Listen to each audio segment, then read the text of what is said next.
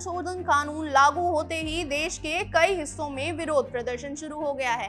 पश्चिम बंगाल में विरोध का झंडा खुद मुख्यमंत्री ममता बनर्जी ने थाम लिया है। सोशल मीडिया पर भी हम कागज नहीं दिखाएंगे का पोस्टर ट्रेंड कर रहा है। नमस्कार, एबीपी लाइव पर आपका स्वागत है और आपके साथ मैं हूं वंशिका शर्मा। आइए समझते हैं कि क्यों मुसलमानों को है सीएए से डर, वो भी तब जब केंद्र सरकार बार बार कह रही है कि भारतीय मुसलमानों को इस कानून से कोई असर नहीं होगा और ना ही उनके कोई अधिकार छीने जाएंगे। देश में कानून बनने के 4 साल बाद केंद्र सरकार ने सीएए का नोटिफिकेशन जारी किया है। केंद्र के इस नोटिफिकेशन से अब बांग्लादेश, अफगानिस्तान और पाकिस्तान के अल्पसंख्यकों को आसानी से भारत में नागरिकता मिल जाएगी। हालांकि सीएए लागू होने के बाद अब एनआरसी की चर्चा देश में है। हैदराबाद के सांसद असदुद्दीन ओवैसी का कहना है कि केंद्र जल्दी ही एनआरसी और एनपीआर का कानून लागू करने जा रही है।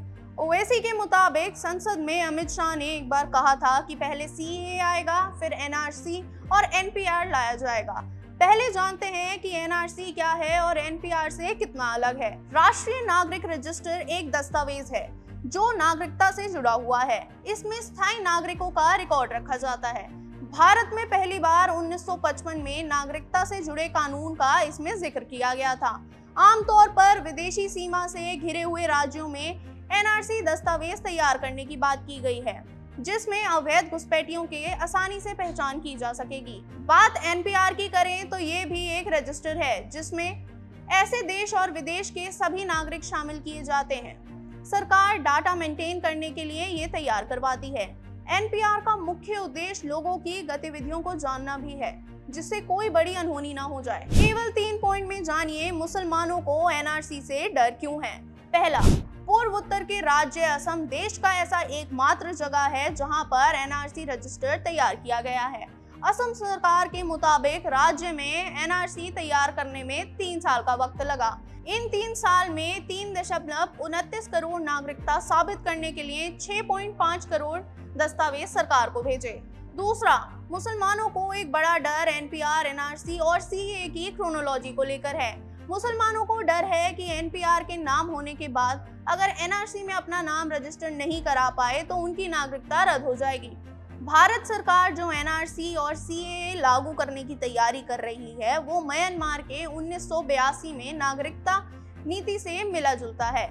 म्यांमार ने इसी तरह से नागरिकता नीति अपनाकर स्वदेशी जातियों को विशेष अधिकारी दिया है, जबकि रोहिंग्या को बाहर रखा।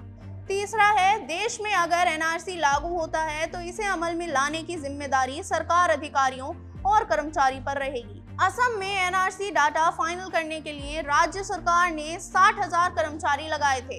असम में एनआरसी कार्यों में शामिल रहे आईएएस अधिकारी प्रदीप हाजला पर अनियमितता का आरोप है। उनके खिलाफ असम सरकार की जांच चल रही है।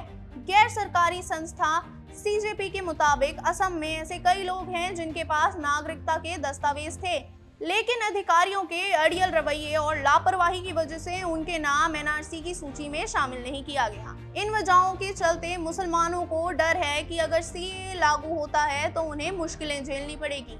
हालांकि उनकी इस टेंशन को दूर करने के लिए गृह मंत्री अमित शाह ने साफ तौर पर न्यूज एजेंसी एएनआई को बताया कि सीएए लागू होने से मुसलमानों को कोई परेशानी नहीं होगी। इसी के साथ इंटरव्यू में अमित शाह ने मुसलमानों का ये भ्रम भी तोड़ दिया है।